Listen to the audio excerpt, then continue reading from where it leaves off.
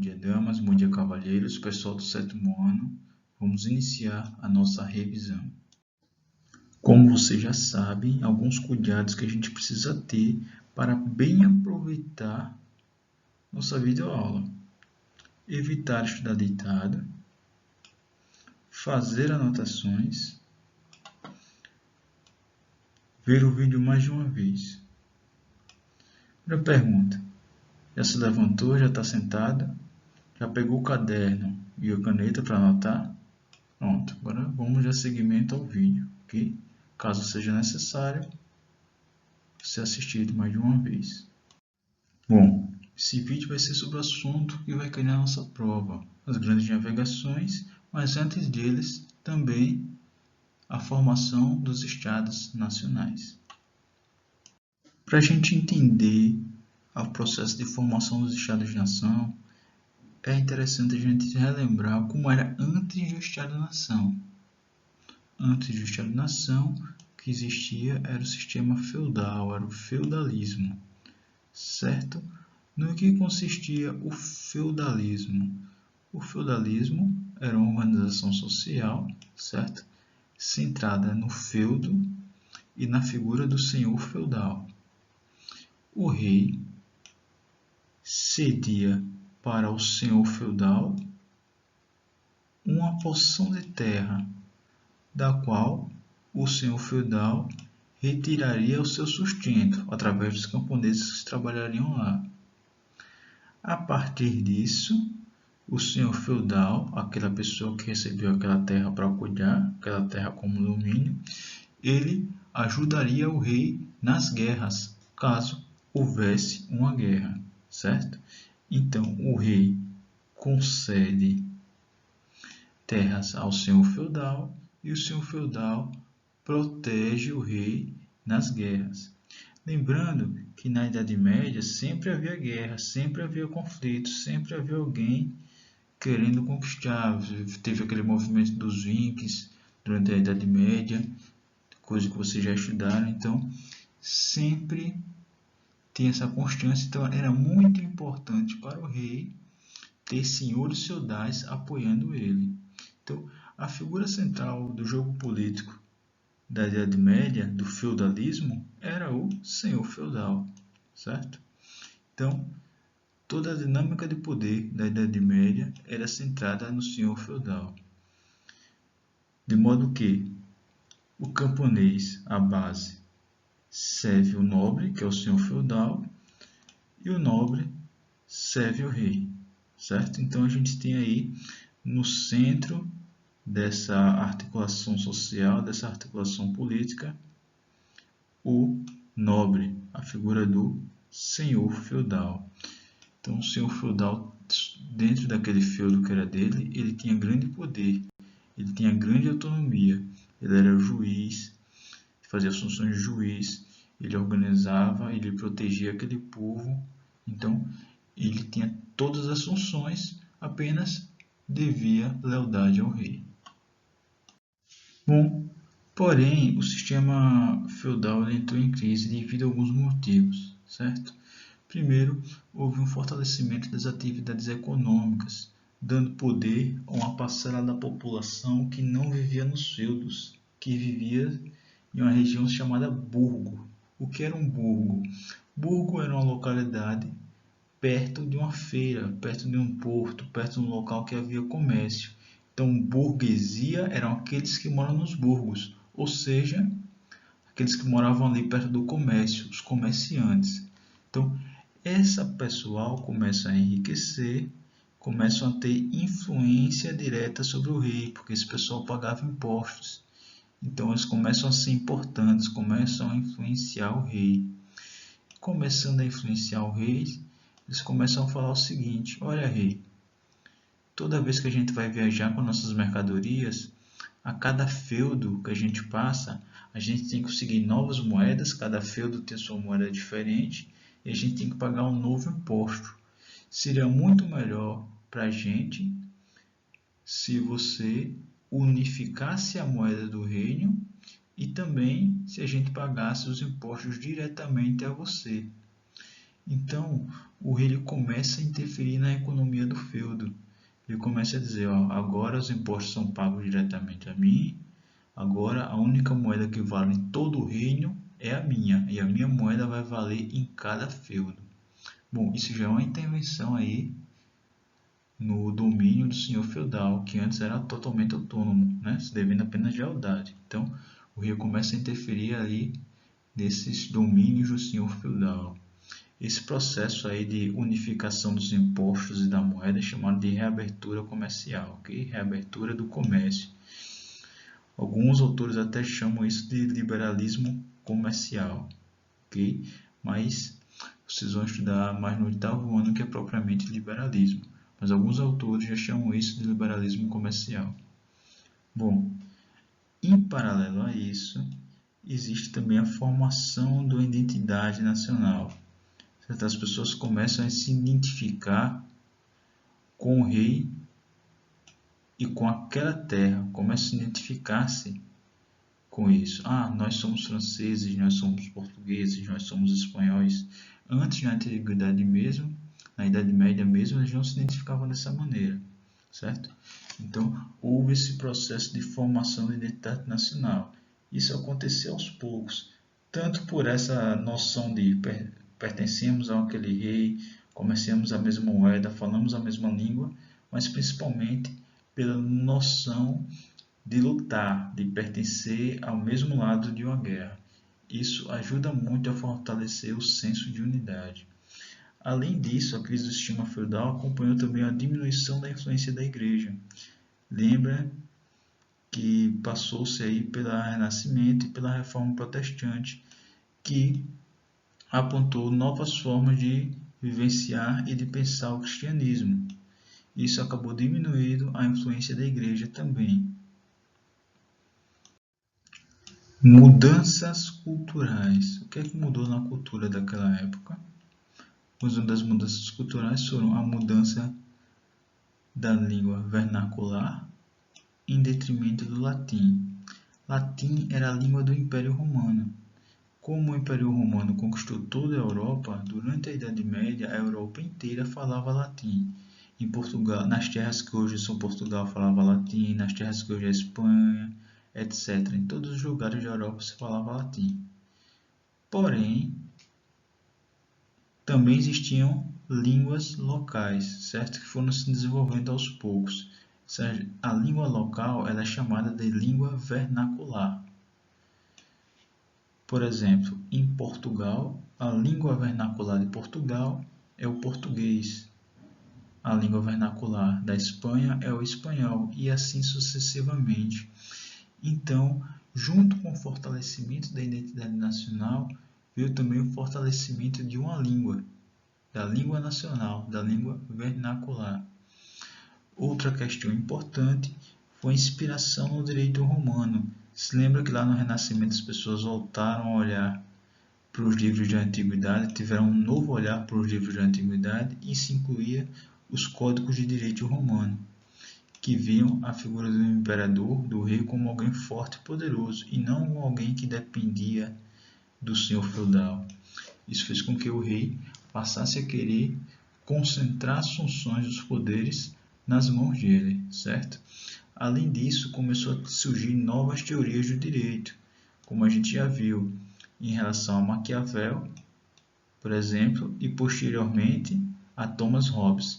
Maquiavel que mudava o norte moral do príncipe, né? Sugeria uma mudança no norte moral do príncipe, dizendo que o príncipe poderia seguir uma moral à parte, né? Uma moral particular, já que ele tinha problemas particulares diferentes de toda a população, e que, para o príncipe, seria lícito fazer qualquer coisa para ele se manter no poder.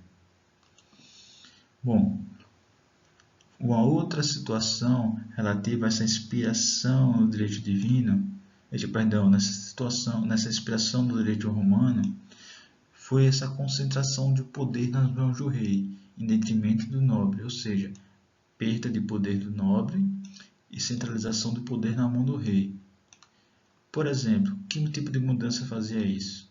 O Tribunal de Apelação e a formação do Exército Nacional, Como a gente já viu, o nobre tinha a função de juiz no seu feudo.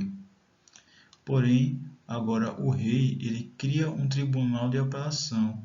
Caso alguém não goste da justiça aplicada pelo nobre, poderia reclamar ao rei e apelar ao rei para ser julgado pelo rei. Isso fazia com que o nobre perdesse a palavra final no julgamento de suas terras. Então, o nobre perde poder. Outra situação era que o rei antes dependia do nobre para defender suas terras. O rei tinha uma pequena tropa, certo? Mas a tropa do reino era composta pelo exército dos nobres. Dado um certo momento, os reis decidem formar um exército nacional, um exército que não dependia mais dos nobres, mas que fosse todo ele vinculado diretamente ao rei. Então, essa formação do exército nacional elimina a dependência do rei tinha para com o senhor feudal. Então, essa formação do exército nacional dá mais poder ao rei e diminui o poder, diminui a dependência do senhor feudal. Ok? Vimos de maneira geral o processo de formação das identidades nacionais. Agora vamos nos concentrar para revisar tópicos importantes das grandes navegações. Primeiro tópico importante e mais importante porque moramos no Brasil, certo? E vai influenciar muito os assuntos que a gente vai estudar, tanto até o 9º ano, né? Esse tópico vai influenciar muito, então é o que? É o pioneirismo português nas grandes navegações. Portugal, nesse primeiro momento, vai ser a principal nação a se lançar no mar, vai ser a nação que mais vai ter sucesso, que mais vai ter conquistas marítimas e vai ser a primeira. Então, qual foi a primeira nação a se lançar ao mar? Foi Portugal. Okay? E por que isso?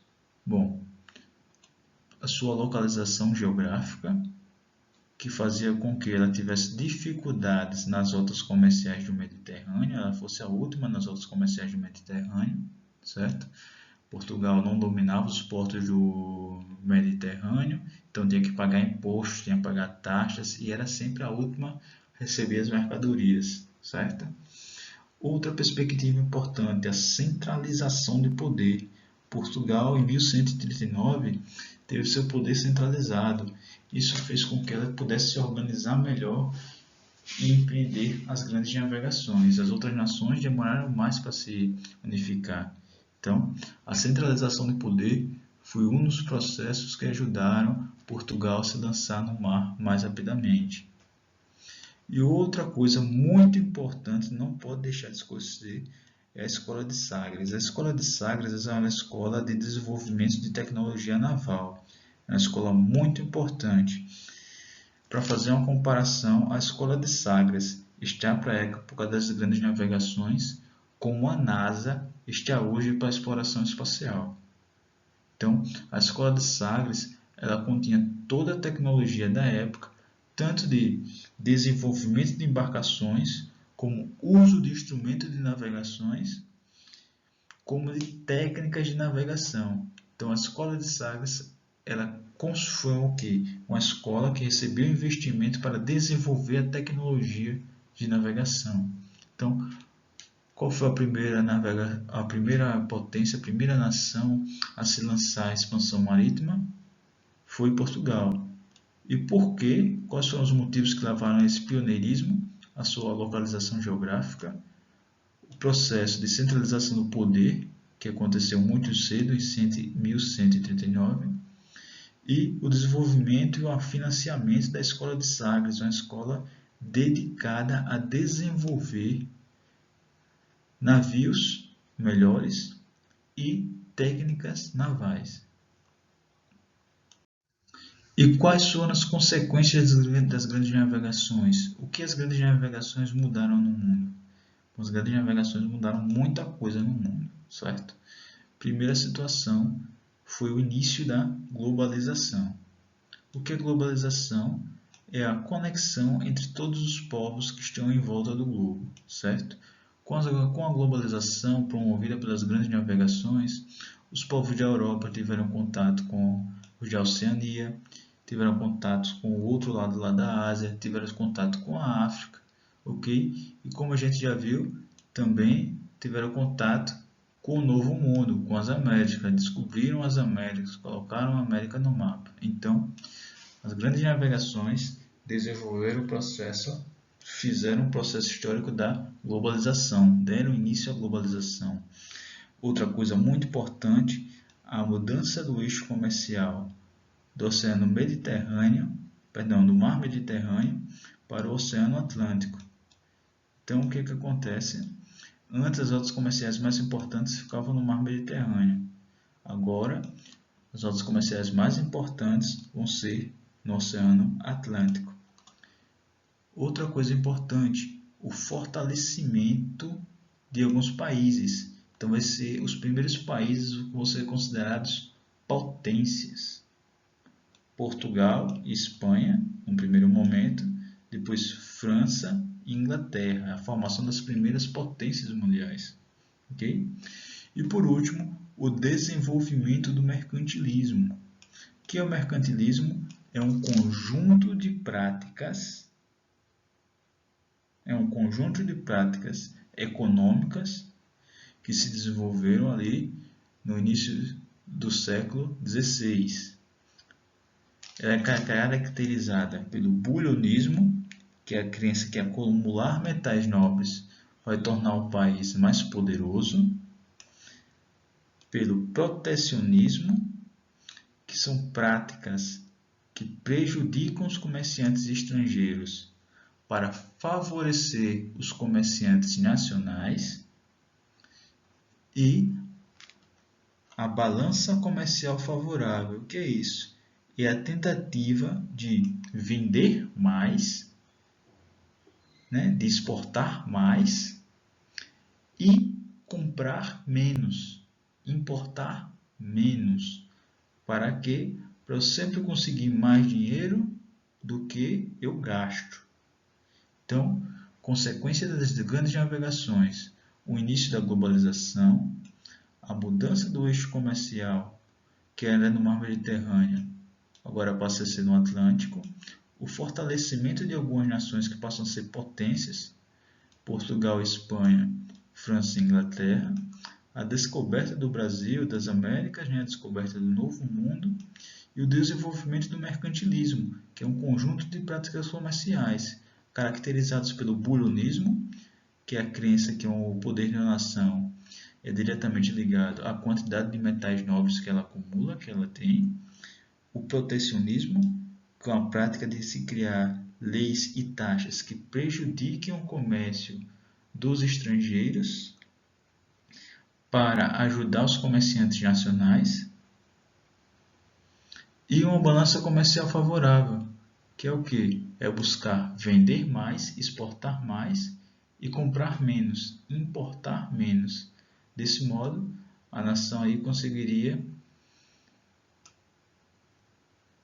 ganhar mais dinheiro do que gasta. Isso faria com que ela enriquecesse. Ok? Então é isso, pessoal.